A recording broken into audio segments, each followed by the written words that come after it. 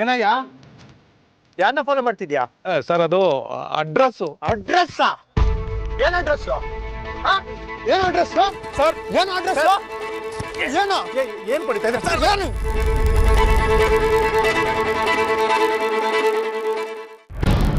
Sir address ಹುಡುಕ್ತಾ ಇದೆ sir. Sir ಏನ್ ಪಡಿತೀರಾ? ಏನ್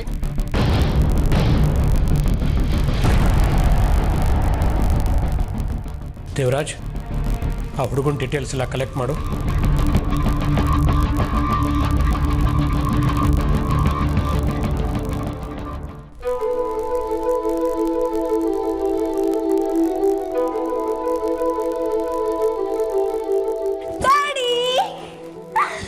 ಏನಿವತ್ತಿಷ್ಟು ಬೇಗ ಮನೆಗೆ ಬಂದಿದ್ದೀರಾ? ಇನ್ನೂ ಟೈಮ್ 6:30. ಯಾವಾಗ್ಲೂ ನನ್ನ ಮಲಗದ ಮೇಲೆ ಮನೆಗೆ ಬರ್ತಾ ಇದ್ರಿ. ಸರಿ, ಹೇಗಿದ್ರು ಬೇಗ ಬಂದಿದ್ದೀರಾ. ಶಾಪಿಂಗ್ ಮಾಡೋಣ ಬನ್ನಿ. ನನಗೆ ಬರೋಕ್ ಮನ್ಸಿಲ್ಲಪ್ಪ, ಪ್ಲೀಸ್. ಯಾಕೆ ಡ್ಯಾಡಿ, ಏನ್ ಟೆನ್ಷನ್ನು? ಮತ್ತೆ ಏನಾದ್ರೂ ಆ ಚಿದಂಬರಂ? ಹಾಗೇನಿಲ್ಲಮ್ಮ. ಮತ್ತ್ಯಾಕೆ ಡಲ್ ಆಗಿದ್ದೀರಾ? ಇವತ್ತು ಆಫೀಸ್ಗೆ ಆದಿತ್ಯ ಬಂದಿದ್ದ.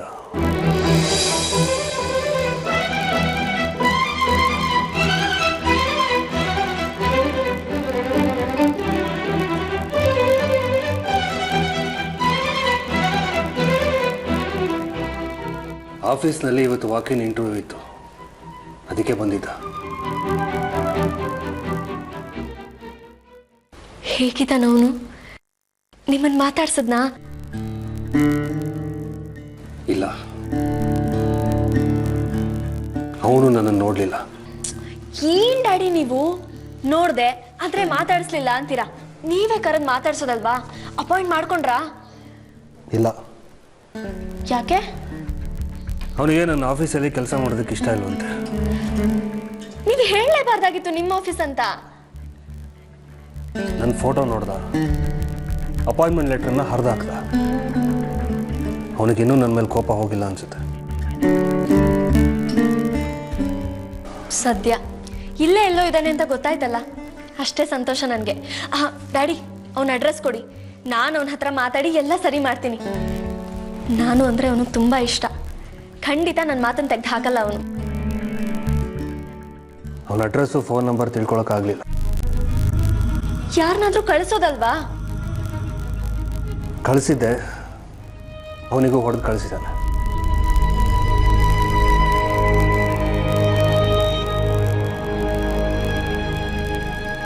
ಆರತಿ ಅವ್ರನ್ನ ಹೇಗಾದರೂ ಮಾಡಿ ಭೇಟಿ ಮಾಡಿ 20 ವರ್ಷದ ಹಿಂದೆ ಮಾಡಿದ ತಪ್ಪನ್ನ ತಿದ್ಕೋಬೇಕು ಅಂತ ಕೊನೆ ಆಸೆ ಇಟ್ಕೊಂಡಿದ್ದೆ. ನೆರವೇರಿತ್ತೋ ಇಲ್ಲೋ ಗೊತ್ತಿಲ್ಲ.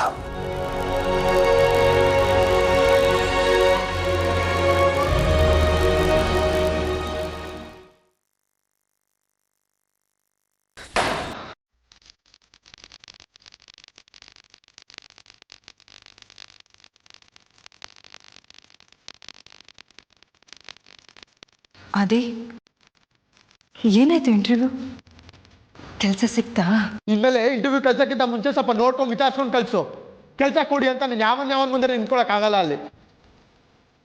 ಯಾಕೋ, ಏನಾಯ್ತು? ನಾನು ಏನು ಆಗ್ಬಾರ್ದು ಅನ್ಕೊಂಡಿದ್ದು ಅದೇ ಆಯ್ತು. ನನ್ನ ಲೈಫಲ್ಲಿ ಯಾವನ್ ಮೂತಿ ನೋಡ್ಬಾರ್ದು ಅನ್ಕೊಂಡಿದ್ದು ಅವ್ನ ಆಫೀಸ್ ಇಂಟರ್ವ್ಯೂಗೆ ಕಳ್ಸಿದ್ದೀರ ನೀನು.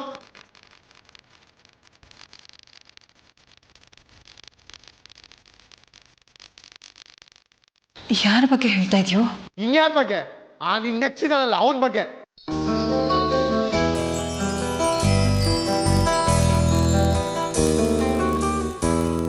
ನೀನು ಸೂರ್ಯ ಅವ್ರ ಆಫೀಸಿಗೆ ಇಂಟರ್ವ್ಯೂ ಹೋಗಿದ್ಯಾ? ನೋ, ನೆಕ್ಸ್ಟ್ ಆಫೀಸ್ ಇಂಟರ್ವ್ಯೂಗೆ ಹೋಗಿದ್ದೆ. ಕೆಲಸ ಕೊಟ್ರ ಅವರು? ಎಲ್ಲ ಗೊತ್ತಿದ್ದು ಕೇಳ್ತಿಲ್ಲಮ್ಮ ನೀನು. ಅವ್ನ ಕೆಲಸ ಕೊಟ್ಟರೆ ನಾನು ಮಾಡ್ತೀನಾ? ಅವನ ಹೆಸರು ಕೇಳಿದ್ರೆ ಅಸಹ್ಯ ಆಗುತ್ತೆ ನನಗೆ. ನೀನು ಆಫೀಸಲ್ಲಿ ಕೆಲಸ ಮಾಡಿ ಅವ್ನು ಕೊಡೋ ಸಂಬಳ ತಗೊಂತೀನ ನಾನು? ನನಗೆ ಇಂಟರ್ವ್ಯೂ ಮಾಡ್ತಿದ್ದ ಮ್ಯಾನೇಜರು ನನ್ನ ಸರ್ಟಿಫಿಕೇಟ್ ನೋಡಿ ನಿಂಗೆ ಇಬ್ಬಪ್ರಂದ ಅಂತ ಕೇಳ್ದ. ಅವನಿಗೆ ಹೊಡಿಯಾಕೋದೆ. ಆದರೂ ನನ್ನ ಅಪಾಯಿಂಟ್ಮೆಂಟ್ ಆರ್ಡರ್ ತಂದು 30,000 ಸಂಬಳ ಅಂತ ಹೇಳ್ದ. ಅದನ್ನ ಅಲ್ಲೇ ಅರ್ಧ ಬಿಸಿ ಹಾಕ್ಬಿಟ್ಟು ಬಂದೆ. ಸೂರ್ಯ ಅವ್ರು ನಿನ್ನ ನೋಡಿದ್ರ? ಸಿಗ್ಲಿಲ್ಲ. ಸಿಕ್ಕಿದ್ರೆ ದೊಡ್ಡ ಕಿರಿಕಾಗಿರೋದು. ಅವ್ನ ಗ್ರಾಚಾರ ಸರಿ ಇತ್ತು, ನನ್ನ ಮುಂದೆ ಬರಲಿಲ್ಲ. ಅವನು ಫಾಲೋ ಮಾಡಕ್ಕಂತ ಅವ್ನ ಮ್ಯಾನೇಜರ್ ಬೇರೆ ಕಳ್ಸಿದ್ದ. ಸರಿಗೆ ಬೆಂಡತಿ ಇನ್ನೆ ಅದನ್ನ ನೋಡಿದ್ರೆ ನಿನ್ ನೆಕ್ಸ್ಟ್ ನಡ್ಗೋಗಿರ್ತಾನೆ. ಇನ್ಮೇಲೆ ಬ್ಯಾಕ್ ಗ್ರೌಂಡ್ ವಿಚಾರಿಸಿ ಇಂಟರ್ವ್ಯೂ ಕಳ್ಸು. ಅರ್ಥ ಆಯ್ತಾ? ಹೊಟ್ಟೆ ಹಶು ಆಗ್ತಿದೆ, ಊಟ ಕೊಡು.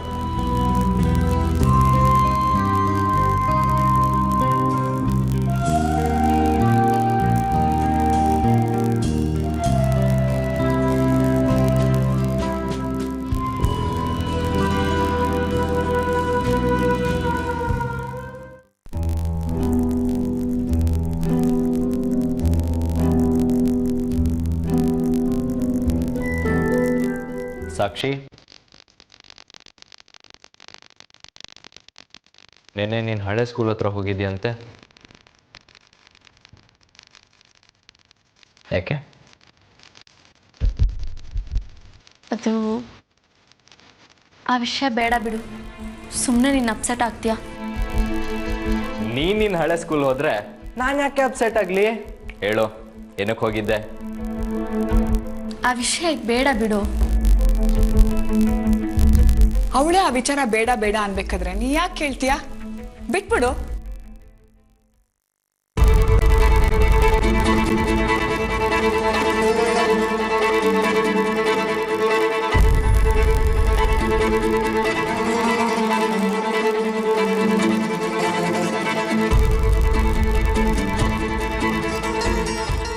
ಓ, ಇದಾ ವಿಷಯ? ಇವನ್ ಫೋಟೋ ತರಕ್ ಹೋಗಿದ್ಯಾ ಸ್ಕೂಲ್ಗೆ? ಯಾಕೆ ಬೇಕಿತ್ತಿದು? ಆರ್ತಿ ಆದಿತ್ಯನ್ ವಿಷಯ ಈ ಮನೇಲಿ ಎತ್ಬಾರ್ದು ಅಂತ ಎಷ್ಟತಿ ಹೇಳಿಲ್ಲ? ನೀನು ಹೇಳಿದ್ರೆ ನಾನು ಕೇಳ್ಬಿಡ್ಬೇಕಾ?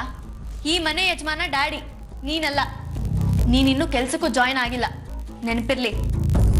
ಹೋಗ್ಲಿ ಬಿಡು ಆರ್ಯ, ಅವಳಿಗೇನು ಖುಷಿ ಕೊಡುತ್ತೋ ಅದನ್ನೇ ಮಾಡಲಿ ಅಲ್ವೇ ಸಾಕ್ಷಿ? ಇಷ್ಟು ಹಳೆ ಫೋಟೋನ ಹೇಗೆ ಕೊಟ್ರು ನಿನಗೆ? ಅಷ್ಟು ಈಸಿಯಾಗಿ ಸಿಗ್ತಾ ಇರಲಿಲ್ಲ ಆಂಟಿ. ಸ್ಕೂಲ್ನಲ್ಲಿ ರಂಜಿತ್ ಅಂತ ಒಬ್ರಿದ್ರು, ಸ್ಕೂಲ್ ಟ್ರಸ್ಟಿ ಅನ್ಸುತ್ತೆ. ಫೋಟೋ ತರಿಸ್ಕೊಡಕ್ಕಾಗತ್ತಾ ಅಂತ ಕೇಳಿದೆ. ಸ್ಟೈಲಾಗಿ ಒಂದು ಫೋನ್ ಮಾಡಿ ಫೋಟೋ ತರಿಸ್ಕೊಟ್ಟೆ ಬಿಟ್ರು.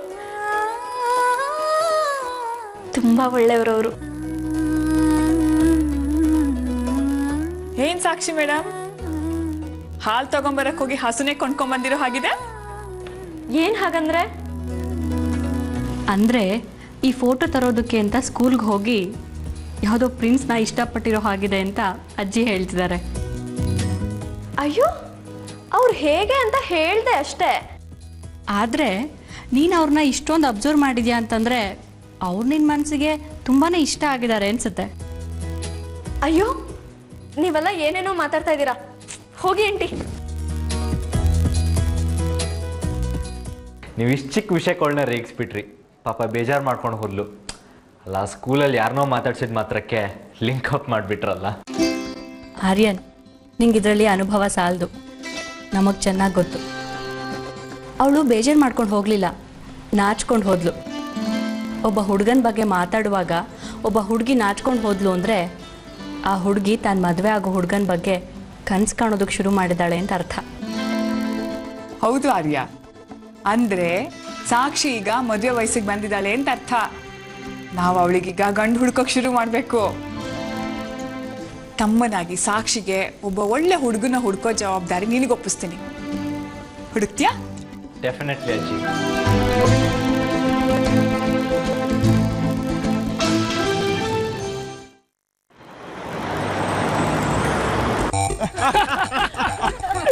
ಲೋ ಮಗ, ಒಂದು ಬಿಟ್ಟ ನೋಡು, ಸೀದಾ ಬಂದು ಕಾಲು ಹಿಡ್ಕೊಂಬಿಟ್ಟ. ಗುರು, ನಂಗೊಂದು ಕಾಲ್ ಮಾಡ್ಬೋದು ತಾನೆ? ನಾನು ಥಿಯೇಟರ್ ಪಕ್ಕದಲ್ಲೇ ಇದ್ದೆ, ಅಲ್ಲೇ ಬಂದು ನಾನು ಒಂದು 4 ಬಾರಿಸಿದ್ದೆ ತಾನೆ. ಅಯ್ಯೋ ಮಗ, ನಾನ್ ಹೊಡೆದಿದ್ದ ಏಟಿಗೆ ತಡ್ಕೊಳಕ್ಕಾಗದೆ ಸುಸು ಮಾಡ್ಕೊಂಬಿಟ್ಟ. ಈ ನೀವುಗಳೆಲ್ಲ ಬಂದು ಹೊಡೆದ್ರೆ ಶಂಭೋ ಅಂದ್ಬಿಟ್ಟಿರೋನು. ಆಮೇಲೆ ನಾವೆಲ್ಲ ಆಂಟಿಸಿಪೇಟರಿ ಬೆಲ್ ಮೇಲೆ ಹೊಡೆದ್ಬೇಕಾಯ್ತು. ಮಗ, ಅವನ್ನ ಫಾಲೋ ಮಾಡಕ್ ನೀವಪ್ಪ ಸೂರ್ಯ ಕಳ್ಸಿದ್ರಾ? ಎಸ್ ಸಲ ಹೇಳಿಲ್ಲ ಅವ್ನ ನಮ್ಮ ಅಪ್ಪ ಅಲ್ಲ ಅಂತ. ಸಾರಿ ಮಚ್ಚ, ಏನೋ ಬಾಯ್ ತಪ್ಪಿ ಅಂದ್ಬಿಟ್ಟೆ. ಸೂರ್ಯ ನನ್ನನ್ನು ಫಾಲೋ ಮಾಡ್ಬೇಕಂತಾನೆ ಮ್ಯಾನೇಜರ್ ಕಳ್ಸಿದ್ದು. ಏನ್ ಗುರು, 20 ವರ್ಷ ಆದ್ಮೇಲೆ ಆ ಸೂರ್ಯನ್ಗೆ ನಿನ್ ಮೇಲೆ ಲವ್ ಬಂದ್ಬಿಟ್ಟಿದಂಗಿದೆ. ಲವ್ ಗಿವು ಏನು ಇಲ್ಲ, ಮನ್ಸಾಕ್ಷಿ ಪಿನ್ ತಗೊಂಡು ಚುಚ್ತಾ ಇದೆ ಈಗ. ಹೆಂಡತಿ ಮಕ್ಳಿಗೆ ಮೋಸ ಮಾಡ್ಬಿಟ್ಟಿದೀವಿ ಅಂತ. ಅದಕ್ಕೆ ನಾನು ನಮ್ಮಮ್ಮ ಒಂದ್ ಸವಾಸ ಬೇಡ ಅಂತ ಬಿಟ್ಬಿಟ್ಟು ಬಂದಿದೀವಿ. ಈ ಕಳ್ಸನ್ ಜನ ನಾವಿಬ್ರು ಹೆಂಗಿದೀವಿ ಅಂತ ತಿಳ್ಕೊಳಕ್ಕೆ. ಅದಕ್ಕೆ ಚೆನ್ನಾಗಿ ಹೊಡೆದು ಕಳ್ಸಿದೀನಿ. ಆ ಸೂರ್ಯ ಮೇಲೆ ಕೋಪನು ಸೇರಿಸಿ ಸರಿಯಾಗಿ ಕೊಟ್ಟಿದಂಗಿದ್ಯಾ? ಆ ಸೂರ್ಯನ್ಗೆ ಆ ಮ್ಯಾನೇಜರ್ ಮುಖ ನೋಡ್ದಾಗ್ಲೇ ಗೊತ್ತಾಗಬೇಕು. ಕೊಟ್ಟಿರೋ ಏಟ್ಗಳೆಲ್ಲ ಅವನಿಗಲ್ಲ, ಆ ಸೂರ್ಯನ್ಗೆ ಅಂತ. ಅಲ್ಲ ಕಣೋ, ಅದೇ ನಿಮ್ಮಪ್ಪ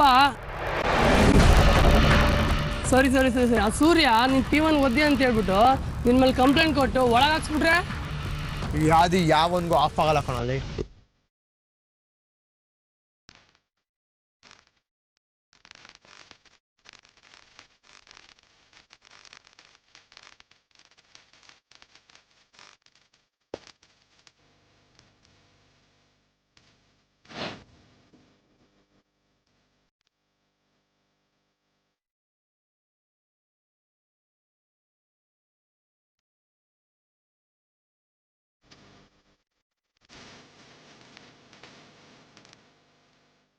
I love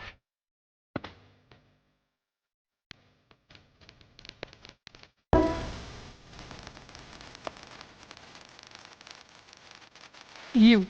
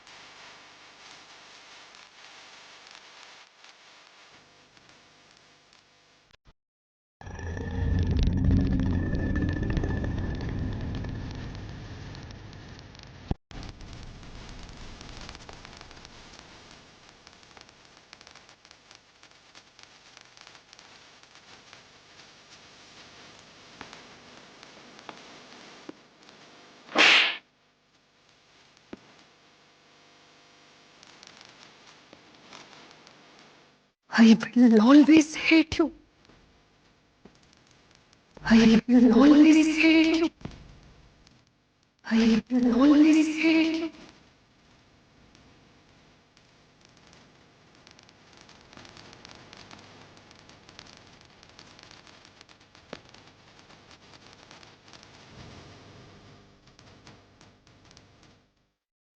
ಸರ್, ಎಸ್ ಹೇಳಿ ಮೇಡಮ್. ಇದು ಸೂರ್ಯ ಅವ್ರ ಆಫೀಸು ಇದೇನಾ? ಹೌದು, ಏನಾಗಬೇಕಾಗಿತ್ತು? ನಾನು ಸೂರ್ಯ ಅವ್ರನ್ನ ನೋಡಬೇಕಾಗಿತ್ತು. ಅವ್ರು ಇವತ್ತು ಆಫೀಸಿಗೆ ಬರ್ತಾ ಇಲ್ಲ ಮೇಡಮ್, ರಜೆ. ಯಾಕೆ? ಅವ್ರ ಮಗ ಆರ್ಯ ಇವತ್ತು ಸಬ್ ಇನ್ಸ್ಪೆಕ್ಟರ್ ಆಗಿ ಚಾರ್ಜ್ ತೊಗೊಳ್ತಾ ಇದ್ದಾರೆ.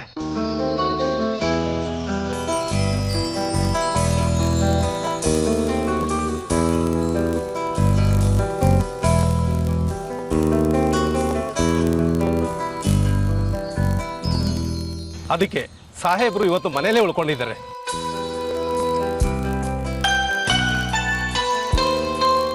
ನೀವು ಸೂರ್ಯ ಸಾಹೇಬ್ರ ಫ್ಯಾಮಿಲಿಗೆ ಪರಿಚಯ ಇದ್ದವರಾ?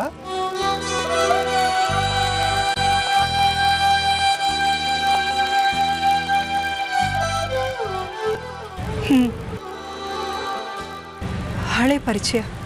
ಹೌದಾ? ನಿಮ್ಮ ಹೆಸರು ಫೋನ್ ನಂಬರ್ ಕೊಟ್ರೆ ಸೂರ್ಯ ಸಾಹೇಬ್ರಿಗೆ ತಿಳಿಸ್ತೀನಿ.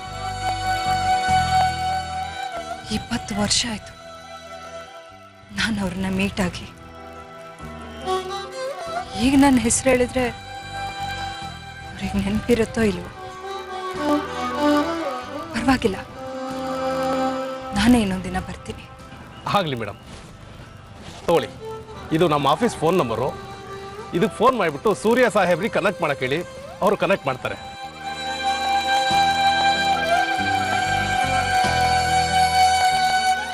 ತುಂಬಾ ಸಹಾಯ ಆಯ್ತು ನಿಮ್ಮಿಂದ. Okay madam. ಸರ್, ಹೇಳಿ ಮೇಡಮ್. ಸೂರ್ಯ ಅವ್ರ ಮನೇಲಿ ಅರ್ಪಿತಾ ಅಂತ ಒಬ್ರು ಇದ್ರು, ಅವ್ರು ಈಗಲೂ ಇದ್ದಾರಾ? ಇದ್ದಾರೆ ಮೇಡಮ್, ಅವರೇ ಸೂರ್ಯ ಸಾಹೇಬ್ರ ಎಲ್ಲ ಅಪಾಯಿಂಟ್ಮೆಂಟ್ನು ನೋಡ್ಕೊಳ್ಳೋದು. ತುಂಬಾ ಕ್ಲೋಸು ಅರ್ಪಿತಾ ಮೇಡಮು ಸೂರ್ಯ ಸಾಹೇಬ್ರಿಗೆ.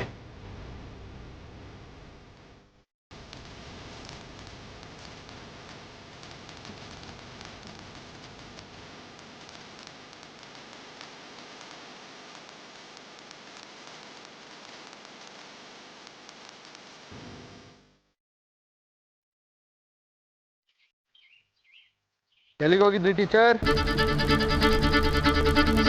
ಅದೇನೋ ಹೀಗೆ ಕೇಳ್ತೀಯಾ? ದಿನ ಎಷ್ಟೊತ್ತಿಗೆ ಎಲ್ಲಿಂದ ಬರ್ತೀನಿ ಅಂತ ನಿನಗೆ ಗೊತ್ತಿಲ್ವಾ? ನೀವು ದಿನ ಇಷ್ಟೊತ್ತಿಗೆ ಸ್ಕೂಲಿಂದ ಬರೋದು ಅಂತ ಗೊತ್ತು, ಆದರೆ ನಿಮ್ಮನ್ನ ಎವ್ರಿಡೇ ಕರ್ಕೊಂಬರೋದು ನಾನು. ಇವಾಗ ಸ್ಕೂಲಿಂದ 15 ನಿಮಿಷ ಮುಂಚೆನೇ ಹೊರಟ್ರಂತಲ್ಲ, ಎಲ್ಲಿಗೆ ಹೋಗಿದ್ರಿ? ನೀನು ಬರೋದು ಲೇಟ್ ಆಗುತ್ತೆ ಅಂತ ನಾನು ಬೇಗ ಹೊರಟು ಬಂದೆ.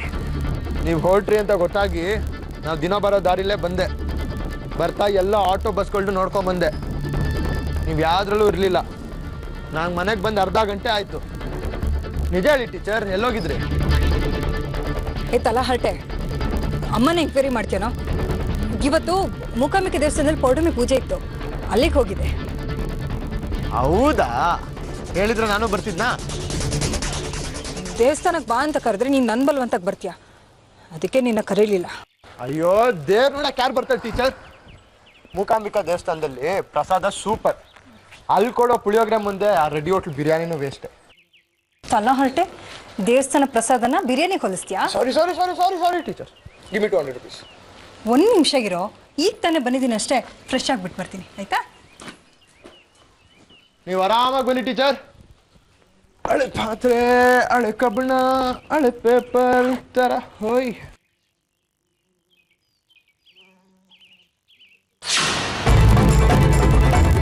ತಗೊಳ್ಳಿ ನಿಮ್ಮ ಅಪಾಯಿಂಟ್ಮೆಂಟ್ ಲೆಟ್ರು.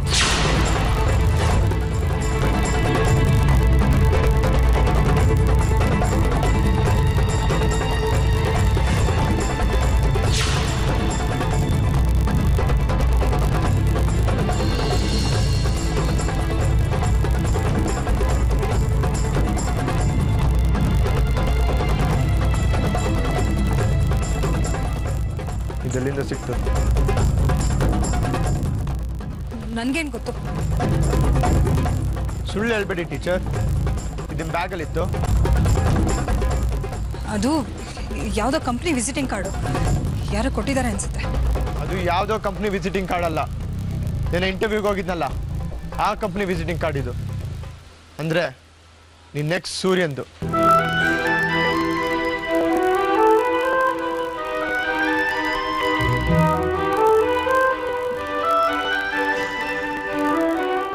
ಸ್ಕೂಲಿಂದ ಬೇಗ ಹೊರಟು ನೀನು ನೆಕ್ಸ್ಟ್ ನೋಡಕ್ಕೆ ಅವ್ನು ಆಫೀಸ್ಗೆ ಹೋಗಿದ್ಯಾ? ನೀ ಸೈಲೆಂಟಾಗಿ ಹೋಗಿ ಬಂದ್ರೆ ನನ್ಗೆ ಗೊತ್ತಾಗಲ್ಲ ಅನ್ಕೊಂಡ್ಯಾ? 20 ವರ್ಷದಿಂದ ಅವ್ನ ಮಾಡಿ ಮೋಸ ಮಾಡ್ತೋದ್ಯಾ? ಏನಕ್ಕೆ ಹೋಗಿದ್ದೀನಿ ಅಲ್ಲಿಗೆ? ಏನಾಗಬೇಕು ನಮ್ಗೆ? ಎಷ್ಟು ವರ್ಷ ಆಯ್ತಲ್ಲ, ನೀನು ಹೇಳಿದ್ಮೇಲೆ ಸೂರ್ಯವ್ರನ್ನ ಒಂದ್ಸಲ ನೋಡ್ಬೇಕು ಅನಿಸ್ತು, ಅದಕ್ಕೆ ಹೋಗಿದ್ದೆ ಕಣೋ. ಅವ್ನು ಯಾವಾಗ ಆ ಕೆಲ್ಸದವ್ರ ಪರ ವಹಿಸ್ಕೊಂಡು ನನ್ನ ಮೇಲೆ ನಿನ್ನ ಮೇಲೆ ಕೈ ಮಾಡಿದ್ನೋ ಆವಾಗಲೇ ಅವ್ನ ಕತೆ ಫಿನಿಶ್. ಇಷ್ಟ್ರ ಮೇಲೂ ನಿಂಗೆ ಅವನನ್ನೆಲ್ಲ ನೋಡಬೇಕು ಅಂತ ಅನ್ಸಿದ್ರೆ ನಾನು ಬೇಕೋ ಅವ್ನು ಬೇಕೋ ಡಿಸೈಡ್ ಮಾಡು.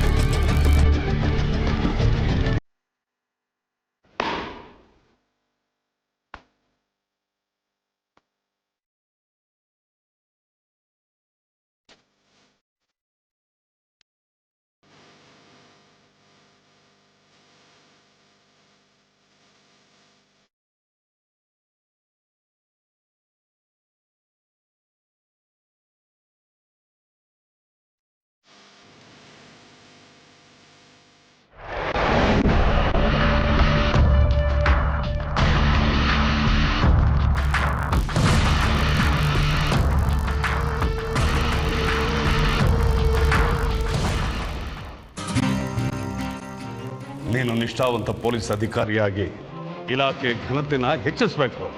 Yes sir.